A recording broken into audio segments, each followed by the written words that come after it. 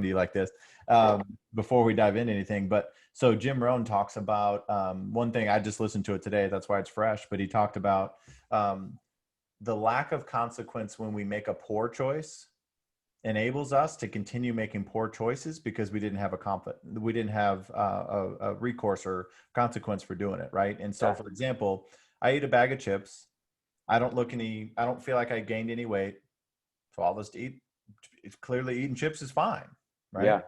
But like we fundamentally know that it's not, but because there's no recourse or consequence right after we do the habit that's actually contradicting what we're working for, we continue to do the bad habit. Yeah. And then a I month get it. later, you look down and go, oh man, what's been going on? Well, like, what kind of food have you been eating? They're like, chips turned into pizza, and that pizza turned into ice cream. And now all of a sudden I don't feel great anymore. It's like, oh yeah. Well, that's the same thing for why there's so many issues with having fatherless homes and not having parent involvement or supervision. That's happened for me. I get to, have no curfew, no parental supervision. You come home at 11 o'clock at night one night, there's no recourse. The next night you're coming home at midnight. The next thing you're smoking a little bit of marijuana with your friends and there's no consequences. And then it just snowballs after that. And that's exactly how I developed bad habits that followed me into college. And and that's the cool thing is kind of helping these guys call it out. Right. And it's not just yourself. That's where we need a support group and we need somebody to call us out and say, hey, I know you ate that bag of chips and I know you probably feel fine today, but don't get in the habit of doing that. That's the reverse trigger of like, oof, right. It's people aren't typically that disciplined to think about, is every habit I'm doing getting me closer to where I want to go? Because we feel like we have to sacrifice things that we used to want to get what we now want. And that's where I just kind of challenge people. And I just say, listen, don't stress about it. If you're not more committed to where you want to go, if you're more committed to where you've been, then just be there. Mm-hmm. Right. Like you have to make a choice and a commitment to actually pivot and turn, and that's why when people like my cheat day or my cheat meals, like they look forward to those more than anything else. And like, again, some people that works for a while. Mm-hmm. But like if you look at yourself, like you're not sitting there thinking, I can't wait for my cheat day when you're eating your rice and turkey. Yeah. Like there's a nutritional reason and physiological reason why eating foods off of your normal diet on a every once in a while basis works. But people live for the cheat meal. They're not Mm-hmm. living and feeling great during the week when they're not having their cheat meal, Yeah. It's like working really hard all week just so you can get a couple of days off. Right. Right. Living for the weekend, working for the weekend, that same concept, man. It's hard. It's like you said, that's his first step, is just helping people be aware and let them know that that's probably like one of my biggest mindset things has helped me, is like understanding that it's like we shouldn't live in extremes too, just well, that's great, man. So this is exactly how I thought it would go, because cool. You're my first guy that's in this headspace with me, and so I'm super excited about it. And I know I'm excited about learning what I'm going to learn from you too, because I know there's plenty of that that I'm looking forward to. Oh man, so it'll be good. Appreciate that. Yeah. So all right. So if you'll just say John Stull and kind of whatever you want me to kind of refer to you as. Again, with the software of the video editing, I can kind of like cut some of this out, right? So I'll just I'll just start in with kind of a break, and then we'll go into kind of the story. But so if you'll just kind of say who you are and what you want me to refer to you, just so people can find you and it's consistent branding for you, and then kind of dive into your story about kind of where you were, what you're doing now, and kind of what was in between there. Yeah. Well, my name's John Stull. I'm a professional fitness trainer. I own CrossFit MKT. I'm also the operator and head coach there. I'm a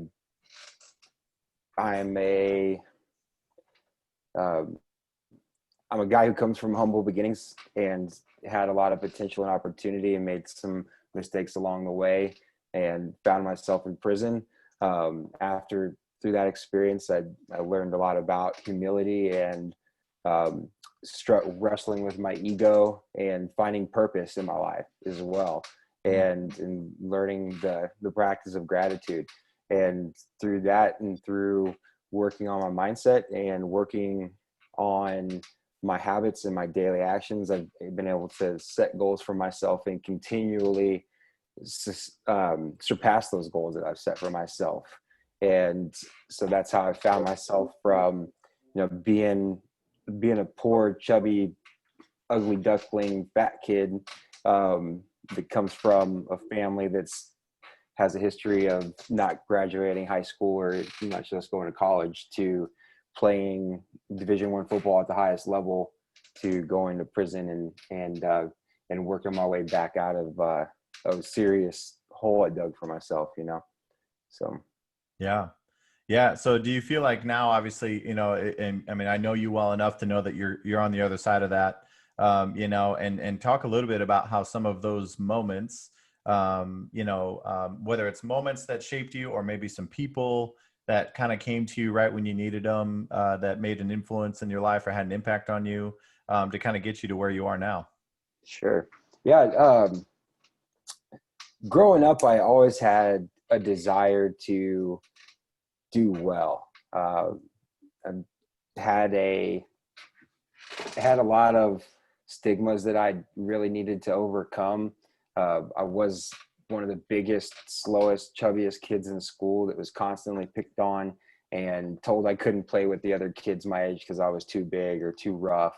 My family was very poor. We lived with our grandparents for the most of my young childhood, and we just didn't have the same things that most kids did. And so being an outsider in school, uh, I still seen what a good family life was like and what um, good home life was like through going to church and through playing sports. And I've always wanted to, um, I just always wanted to do my best. I always wanted to impress people. I always wanted to,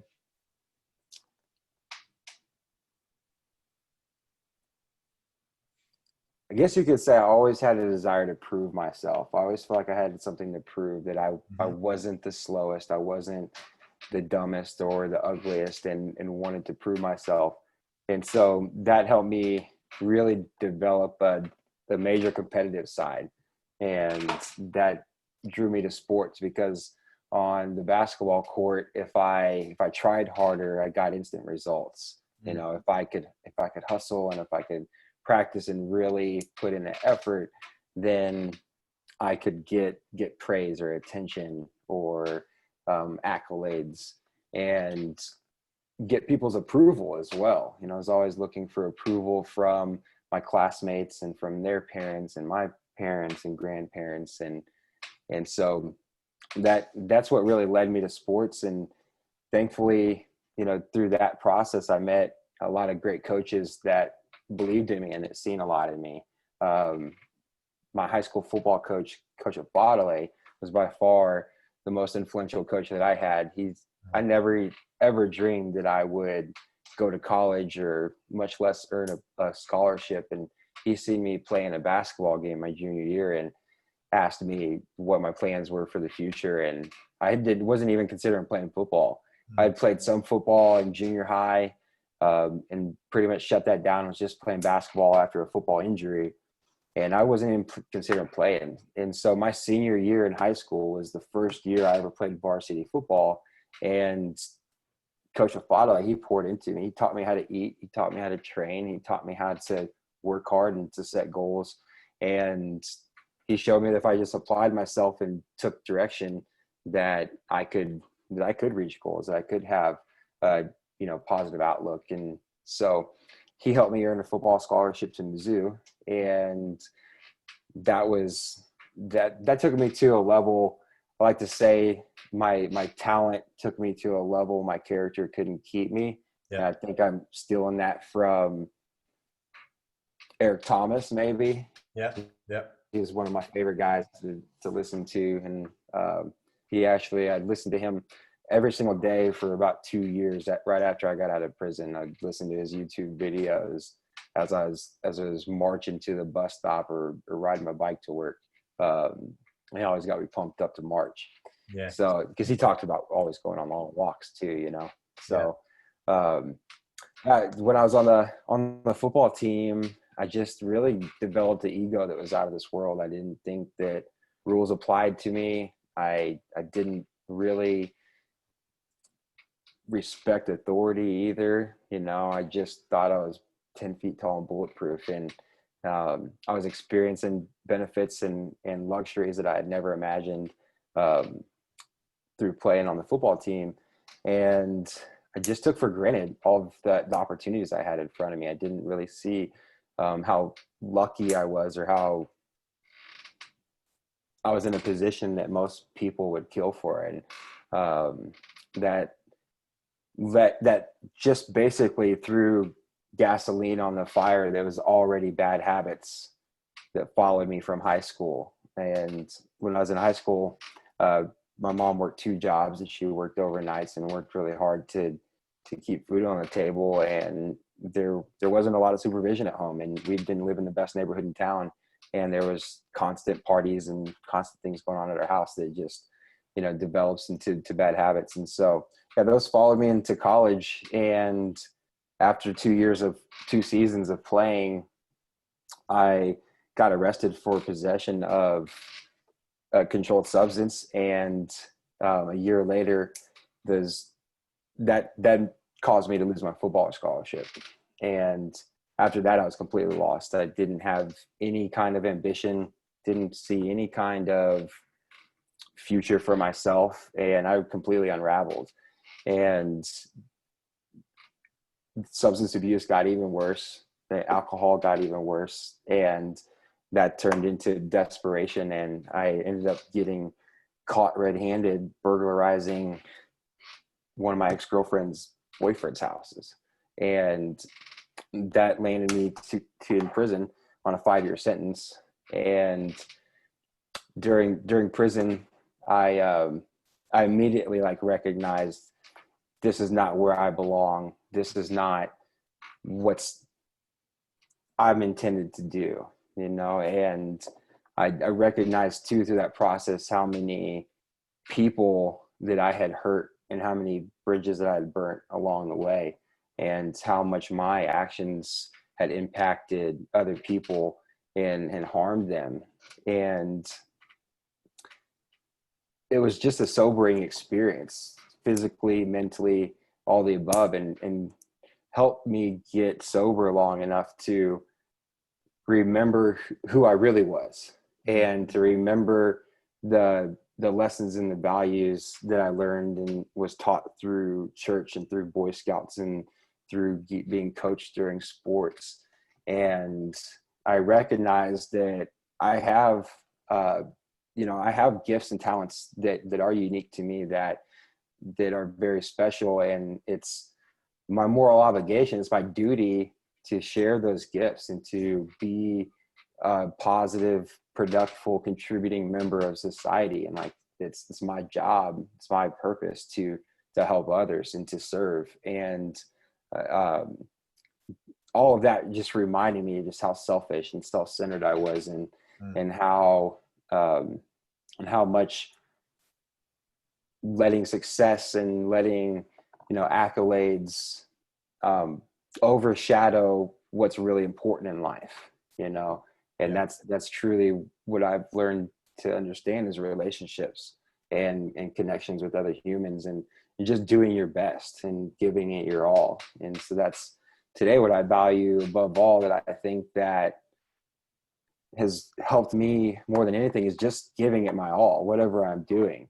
Mm, That's how I got advancements in jobs when I first got out of prison. That's how I got advancements in school. It's how I got out of prison early on good behavior. Was like literally just give it my all, to do my best in any given moment. It's like if it's scrubbing the toilets or mopping the floors or cleaning a dirty grease fry or scrubbing the concrete, I'm gonna do it to the best of my abilities. And especially if it's something that other people complain about doing, I'm like, oh, you're gonna complain about doing this.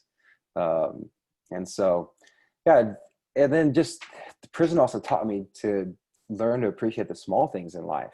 mm, Like, for Lord's sake, we had a toothbrush that was about as long as my thumb. And so like you can't even brush the back of your teeth. So when I got out and I like had a real toothbrush, I'm like, oh, this is kind of nice. Like I'm going to brush my teeth more. And so yeah, just 2-ply toilet paper. Who would have known? It's a Right. beautiful thing. Right. And there's So people complaining about 2-ply because they want 3-ply. exactly. Yeah. So Yeah. yeah, it was getting caught going to prison 100% saved my life. And if I wouldn't have gotten caught doing the things that I was doing, and I wouldn't have been forced to get in timeout to kind of wise up and pay retribution for the crimes that I committed and the harm that I'd caused other people, then my talents could have taken me to higher places where I could have even made worse mistakes, or I could have died. And that was another reason why I felt such a strong sense of purpose to be a servant for other people, Yeah. because I just was blown away at how many chances I had been given over and over and over again, been shown so much grace. And I'm just telling myself, like, God, how did I not die in that car accident? How did I not die when I shot myself with a handgun? How am I still here to, like, I don't deserve this. I don't feel like I didn't deserve like the talents and the gifts that I did have. And so it just is like, obviously there's a bigger reason I'm here. And I want to inspire and encourage other people not to let stigmas or labels get in the way for themselves too. It's like, doesn't matter where you come from or what adversity you're faced with or what challenges that you have in life.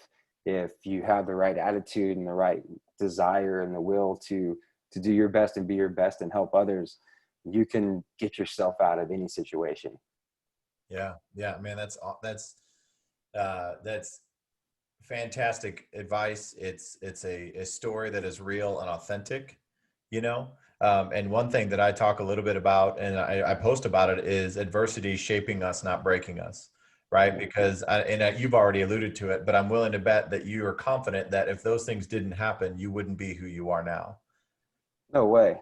No way. And I wouldn't trade who I am or where I'm at today for anything, not for playing in the NFL, not for having a million friends, not for having a million followers, whatever, Yeah.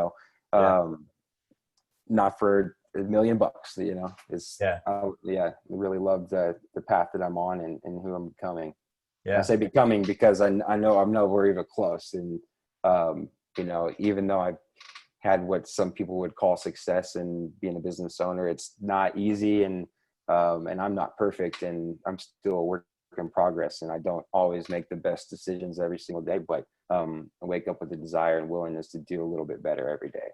Yeah, yeah, that's fantastic. I mean, the growth mindset's really something that I've found a lot of value in, and it's something that I get to talk to a lot of people about. Mhm. Instead of trying to chase this idea of perfection, because we're typically going to fall short because it's a different definition for everybody, and it's just moment to moment. But the idea of progress and growth is something you can write down, you can journal about, you can write about it at the end of the day, or you can measure it, right? And so, like, even if it's fitness, like you've alluded to, if you can do 10 pull-ups today and next week you can do 10, you can do 15, that's progress, right? But like, I don't Right. know what the perfect amount of pull-ups is. I mean, I know what the world record is because David Goggins did it, but Yeah. other than that, it's like, how do we allow ourselves progress as being the actual goal as opposed to just the actual goal that we set on a previous version of ourselves? Mm. But so and again, I know you, and I this is one thing I admire about you and respect a lot about you, but just your mindset in general, right? So it sounds like there's a lot of things that have shaped your mindset. But if you can kind of talk a little bit about things that help you sustain, right? Because I'm sure you may every once in a while have some moments of either people reminding you of who you used to be, or you kind of think about things differently or whatever it may be. But so what are some Yeah. of those things that you kind of do to kind of help shape your mindset with intention? Well, one is just to like have a mission driven mindset. It's being able to understand like your mission and your purpose, and constantly reminding yourself, because it's more often than people would like to admit that we're faced with oh man, I'm tired, or oh man, I could just lay down, or I could turn on Netflix, or we could do a million things every single day. I can scroll on Instagram to avoid doing the things that we could do, would do, or should do to move us closer to being our best self, or to living the good life or the sweet life. Mhm. And so when you have the mission and the purpose, and that's what drives you, it's it's easier to put up the blinders to those distractions. And so um, but that's developed by having a daily practice of, hey, like, this is something that's not just going to be given to me. I'm not going to pick up a mindset off on the side of the street one day. And even you can read all the podcasts, or you can read a book, or you can read quotes even from the best, and you can comprehend it or you can repeat it, but unless you're actually taking action Mm. and, like you said, doing things with intention, it's not going to actually stick. It's not going to transcend into the way you think, talk, and act every single day. So um, it was actually in prison that I developed the desire and the hunger to read, and that's where I really learned um, to. I learned that I didn't have to be in Africa to learn to experience Africa. I didn't have to be in front of a famous person to learn from them, or I didn't have to be in front of a mentor to have a mentor. Is where I had longed for that type of learning my whole life, where I needed it and didn't know it. I found it in books. And so I would also find that I couldn't read during the day. There's too many distractions with the other inmates and what's going on and the sounds. And, I lived in a bay that had 200 prisoners in it, and we're crammed in there like sardines. And so the only time I would read would be in the very early, quiet mornings of the hour, or the early, quiet hours of the morning. Mhm. So, I would be up and awake at 3:30, 4 o'clock in the morning. And I couldn't wait to wake up to have that time. It was the most special time of my day.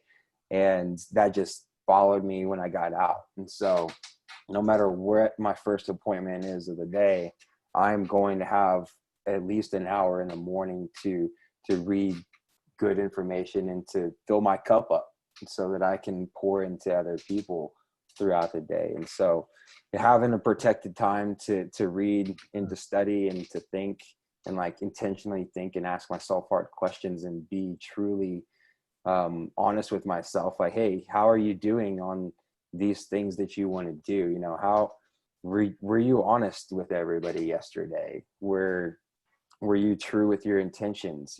How did you treat people? How did, even, like, I'll spend a 20 minutes just thinking, man, I is that really what I wanted to say? Did I really leave that person feeling the way that they deserve to feel? And so just thinking, meditating, reading, journaling, and reflecting early in the morning, that habit that's the number one, I think, above all else. Is that it's really hard to move your body, or to eat well, or to or even to feel reverence and spirituality without the right mindset. And so second to that, I would say definitely exercise. That's definitely been a big part of who I am for a long time. Ever since I wanted to make the junior high basketball team, I'm like, well, shoot, if I just run and do push-ups and just try harder than everybody else, I can change myself. And that's how I transformed from an ugly duckling into a high level athlete. And so that's something that's, when that wasn't in my life, I was making very terrible decisions. When I stopped exercising, and when I got kicked off the football team, and I didn't necessarily have a gym to go to anymore, and I wasn't working out, that's when everything completely unraveled. And I've even had periods over the last 11 years that I've been out of prison. I've had periods where I fell into a funk, or got changed jobs and moved to a different city and was working 7 hours or 7 days a week, that I, and I could tell, like, the longer I was away from the gym, the worse my behaviors and habits became.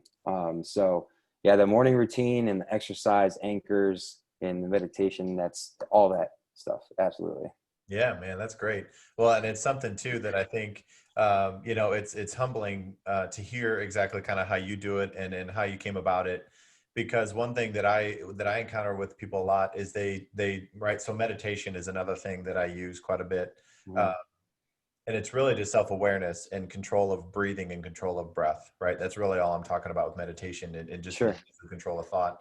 Because we can't always control our surroundings, but we can always control our bodies and our brains and Yeah. our breathing rate.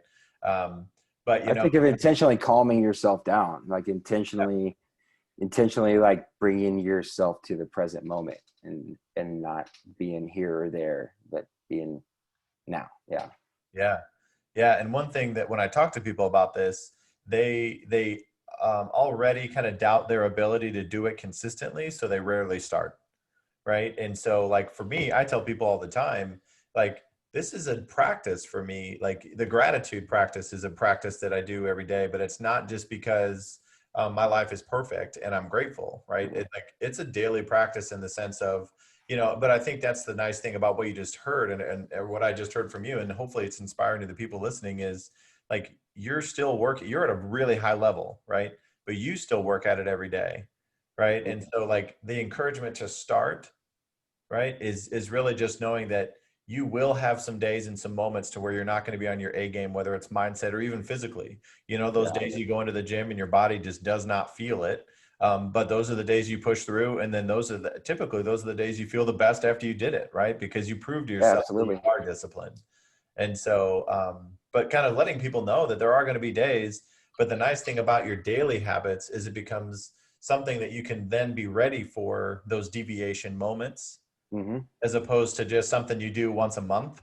When something Yeah. comes up, you're never going to be able to consistently do it. But if you do it every day, or even if you have an accountability partner, Yeah. so like on your off day, you just say, "Hey, I'm not feeling it today." And your partner says, "Well, guess what? We're doing it anyway."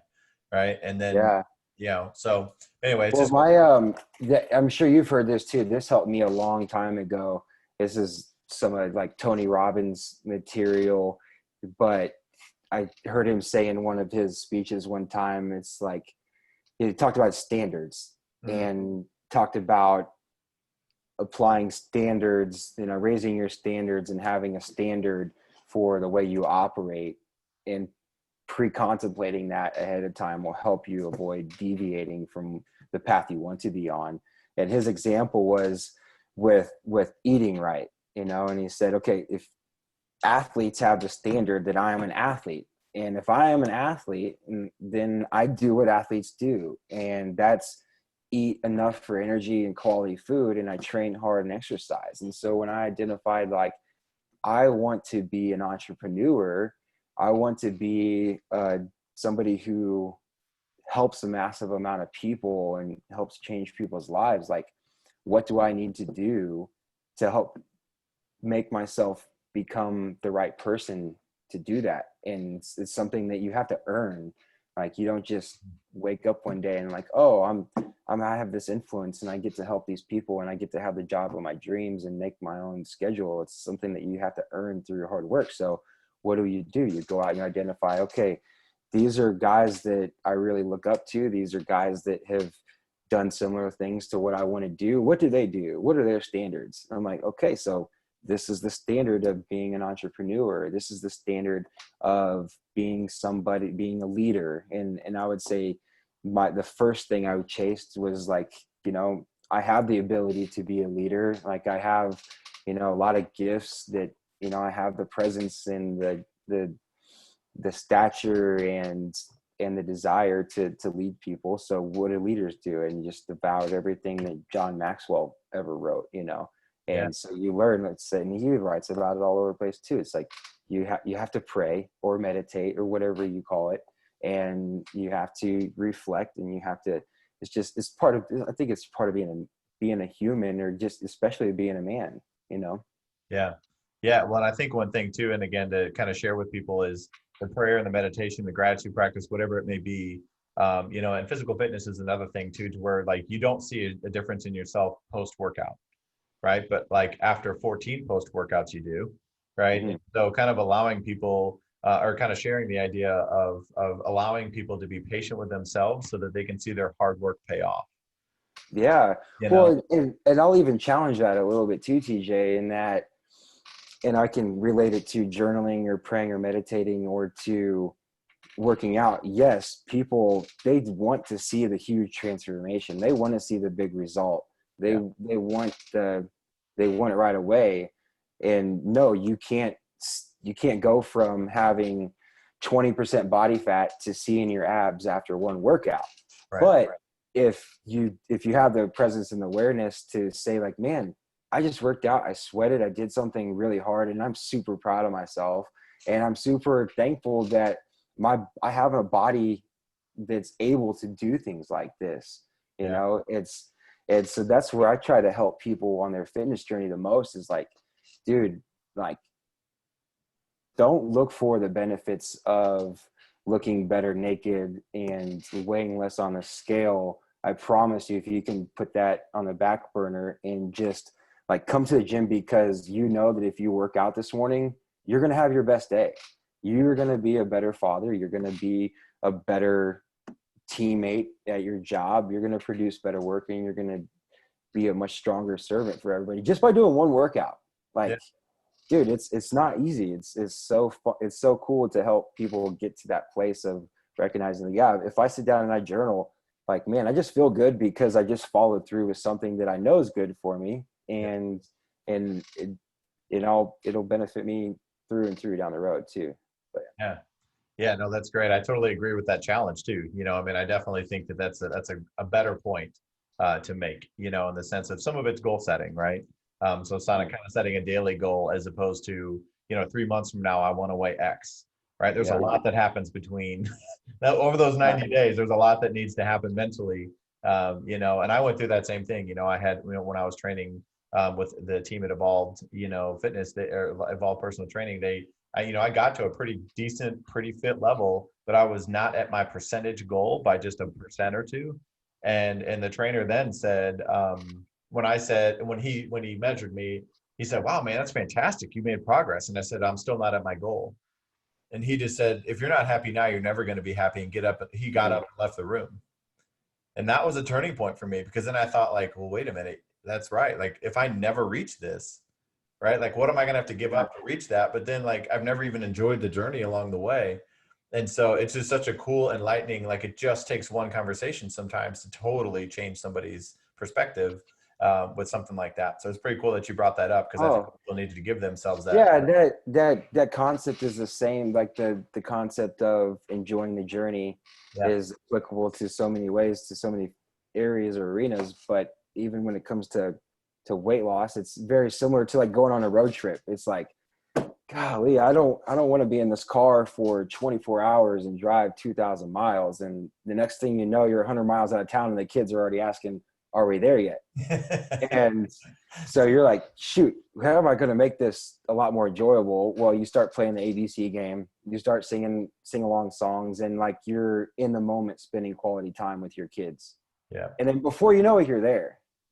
It's like you're enjoying every workout, you're enjoying the feeling of sweating every day. And before you know it, you can see your abs, and you get there so much, the same amount of time, but the perspective and the time, the way you perceive it is so much faster. Yeah. Yeah. Yeah.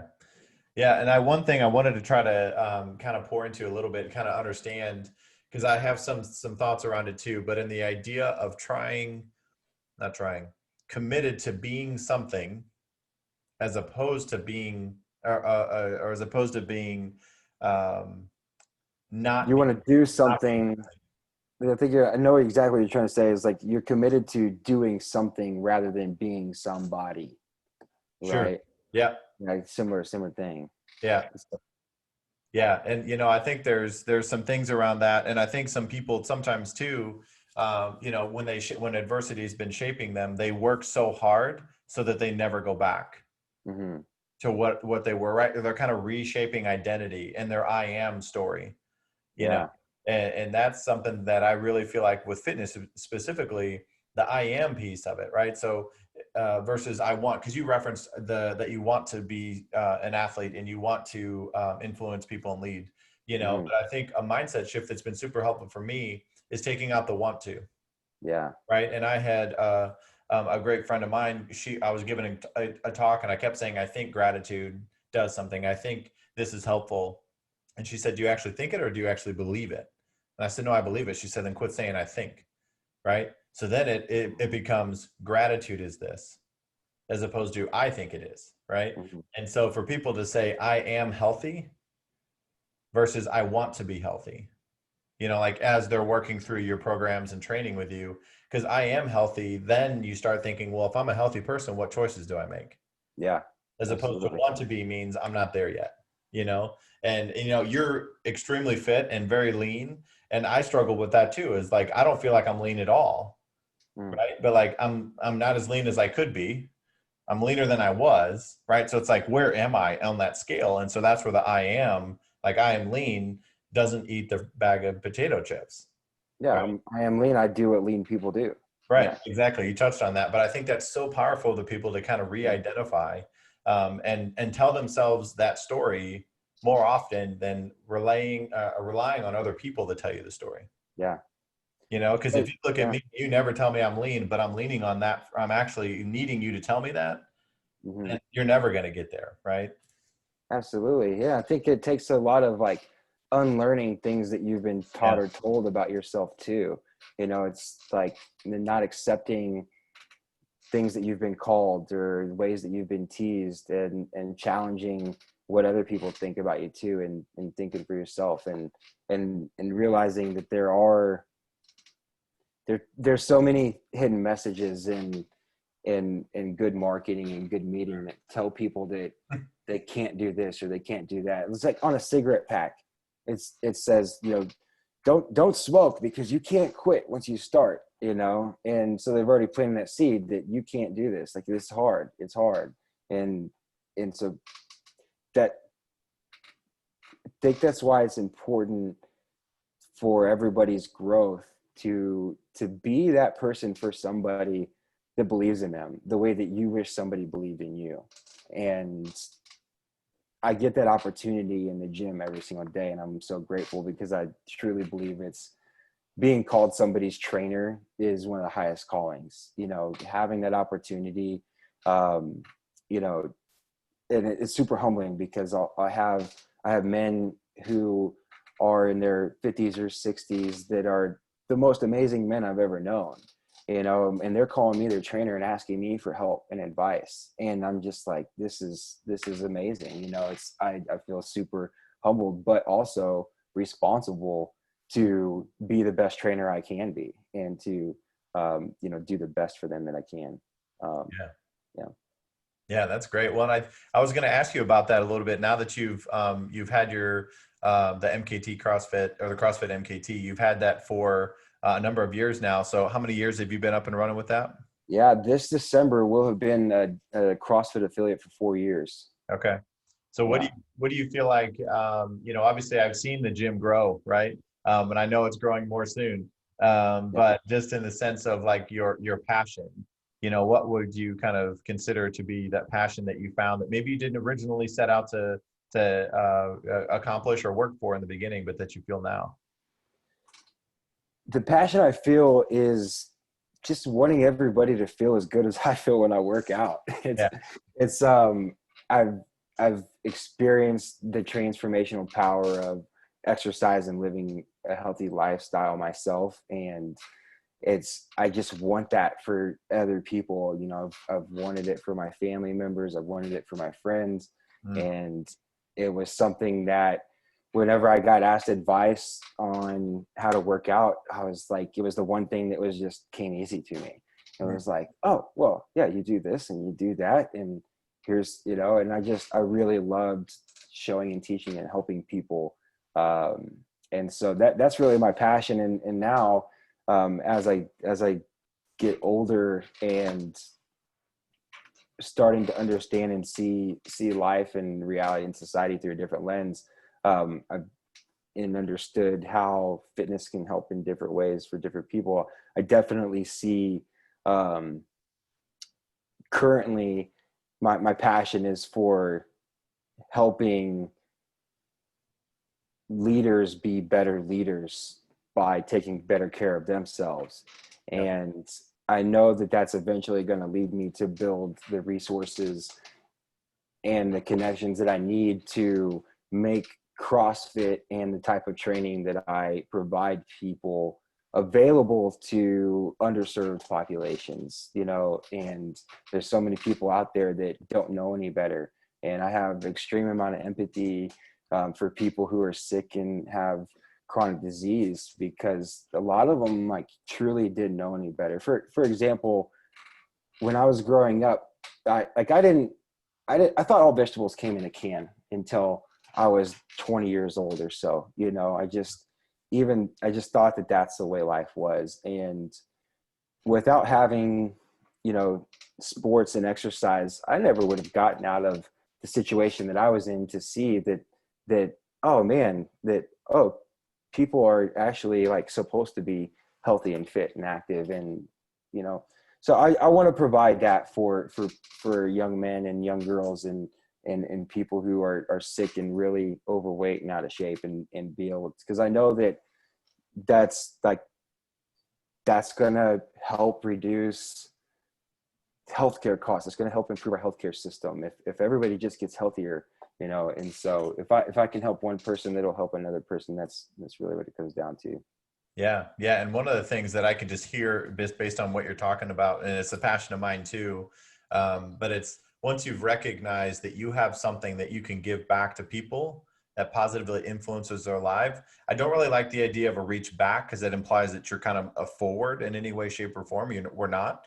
We're just in a different place than they are, but in the sense of pulling them, like bringing them along with you. You know, Yeah, that's the absolutely. thing that I'm the most passionate about, whether it's mental health and self-awareness and meditation and gratitude and optimism and some of the things that I try to, you know, as far as being that thought leader, I really try to get out there in different arenas.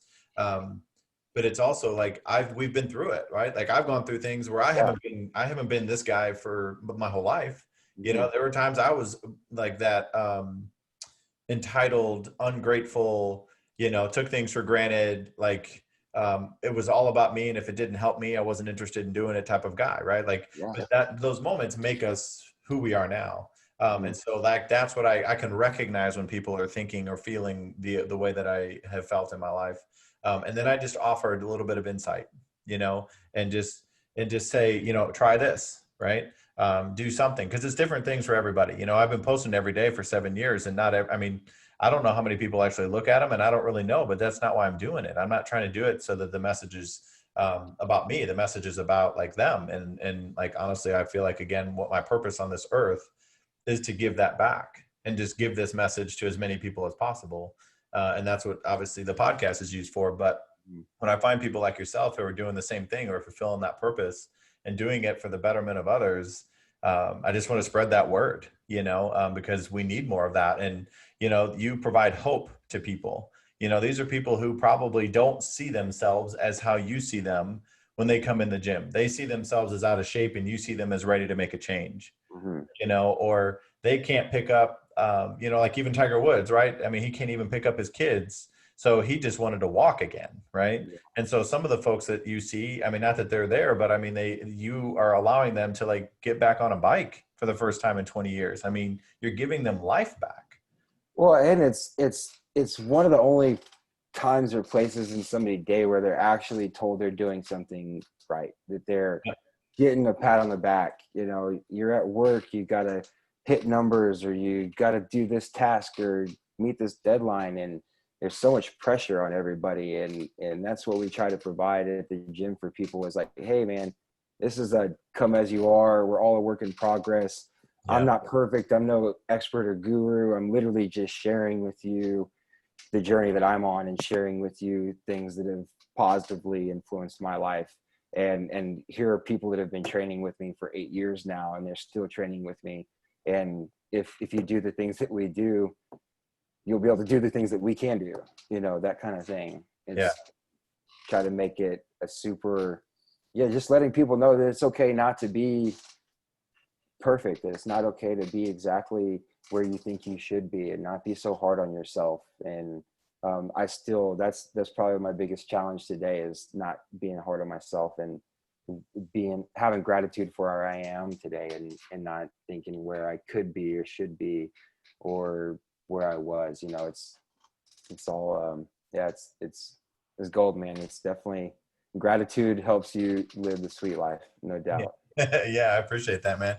Have you Yeah. know, have you as far as your gratitude practice in general, I know you've again, I know you well enough to know that it is something that you do. But do you feel like it kind of seeps into other areas of your life too, to where you kind of start to look at the world a little differently? I mean, you touched on a perfect example of your toothbrush, right? I mean, Yeah. the rest of us probably look at our toothbrush and don't think anything at all other than, do I need to get a new one yet? And but it's like, yeah, I mean, can you kind of shed some light on kind of how that gratitude practice has shifted that perspective? It does. And I challenge myself today to go to deeper levels for sure than the toothbrush. Like, I still think it's important. Like, it's a really, like, man, I have this awesome candle sitting right here on my desk that somebody gave me for a gift from one of my favorite gyms that they went to. And just like, even I'm sitting here talking to you, I'm just like, man, really thankful for this candle. It's really putting me in a good mood. I feel relaxed. You know, the fire is just something about it, you know. But today, like, some of the things that I'm extremely grateful for are, for instance, the majority of gyms in the country have been forced to stay closed. And some of them have been closed for 6 months or more. And we were only closed for 6 weeks. And so when we had permission to reopen our doors and start training people again, you know, I had buddies in different states who own gyms that couldn't, man. And like, I just, I was like, man, this is that type of opportunity that I have. I'm not going to take for granted, and I'm going to be the best trainer that I can be. Yeah. And I feel deeply for these other people. Um, but I think that for anybody who's having a hard time, like, feeling gratitude every day, it's like you have to get outside of your bubble, you know, that Mhm. everything's cozy and comfortable. And, you know, this is the biggest value of going on a mission trip, or, you know, doing a service project, or doing some, like, actively taking action and intentionally putting yourself in situations that will humble you, you know, that will, and put yourself, and have empathy, put yourself in other people's shoes, and like, be with them. And so, you know, if we think about the terrible things that are happening in our country and in different communities, and lives that are being torn apart, that's like, I have nothing to be upset or worried about, or, you know, like like I have nothing to complain about. You know, I worry for other people, and I'm upset for other people, but not for me. Never. Yeah. Yeah. And that's one of the things too that recognizing the opportunities that we have, um, and not taking them for granted, but also understanding how can we help other people have the same opportunity, Mm, and so that's one thing that I've started to do is I look around to figure out who can I provide an opportunity for, or some way, shape, or form, right? And sometimes they don't even see it coming, but just the fact that you ask or you provide that opportunity to be them, to be their best selves, right? And right now, every business I go to, I thank people. Like, I got my haircut today, went to the gym today, went to hit golf nice cut, by the today. way. Right, thank you. Yeah, yeah. But I just tell people, I just said, not just thank you for being for serving and like doing what they would normally be doing anyway, but I just say thank you for doing everything you're doing so that your doors can stay open. And like, I appreciate you all, and like, just that thought of like, huh, like, I guess it is kind of a thing, because some places aren't open, right? And like businesses downtown are closing with, different regulations going on right now. And so it's just a matter of, like, for us to be like, honestly, the pandemic has made me more grateful than I was before, for the people that I have in my life, for resources, for technology, for my car, just for everything, right? For a mask. Like, we were able, like, what color mask do you want was our conversation, right? And like, there are some places in the world that they just don't have them, and I'm already trying to figure out what do we do with all the masks, post COVID, where some of these other, nations and people don't have the resource we have. How do we give back to them? Mhm. Because we're going to have ample masks that we may never need again. You Oh, know, of so course. I'm trying to figure out, well, how do we just automatically now come up with a system so that we can give back to other people, you Mhm. know, and educate other countries and other nations who are struggling with simple thing, or not simple things, but like, you know, precautionary things that we've been able just to, at a whim, you know, get whatever we want. Grocery stores have always been open. You know, Mhm. I mean, just a grocery store is something that amazes me, that I can, like, we have all the choices we have, you know, without real stress, you know, and no, there's a little scare there for a little while that we weren't. But you know, like I said, I hope that more people on the other side of COVID, whatever side we're on right now, I feel like we're maybe halfway through it, but people are grateful for what they do have, as opposed to whatever the new normal or whatever people will keep pursuing. You Yeah. know, it's just understanding that we do have time with each other, and we do have the opportunities that a lot of other people don't. But I love the thought that you just had about kind of putting yourself in a situation to humble yourself. I think we all need that. You know, I Mhm. think those are good moments for us to kind of help us understand and feel fulfilled by what we have, as opposed to that constant pursuit of more. Absolutely. Yeah. So, well, John, I appreciate you, man. I'm super, super grateful for you spending time, kind of sharing your wisdom and sharing your background and just everything tonight. It's been great to talk to you. One thing I would love to do is, you know, again, you've had an impact in my life, and I'd love for more people to be able to be impacted by you and your leadership and your passion. So, what's kind of the best way to either look up the gym or look you up on social media or websites, whatever that may be? Yeah, absolutely. Our gym URL is mktfit.com. And if anybody has any questions too about, one project that I want to work on in the future is helping people find redemption, people who feel like they're down and out. So if there's anybody out there listening to this and they would like some guidance, or they just need somebody to listen to them, I would love to. Especially if they've been in some trouble in the past, they can email me. It's john@mktcrossfit.com. Okay, that's great, man. I'm sure there's going to be more people than we know that are they're going to be impacted by this. So, Yeah. if I hear anything, obviously, I will definitely make sure to send them your way. Again, super grateful for you for everything you've done and everything you're going to keep doing. I'm grateful that I get to call you a friend, and you know, kind of get to share ideas with. And I look forward to the next time we get a workout in, which I'm hoping will be soon. I'll send you a message about that here in just a little bit. So, Oh, absolutely. You're gonna have to help. We're gonna have a few different open houses, okay, open house opportunities, and so for the new gym, and we'll let you know about that. We're super stoked. Yeah, yeah, yeah. gotta check it out and tell me how I can make it better. Deal. Yeah, All right, man. Well, I appreciate you. And keep doing well. Keep fulfilling that mission, man. You're doing great stuff. likewise. Thanks, TJ. Thanks, man.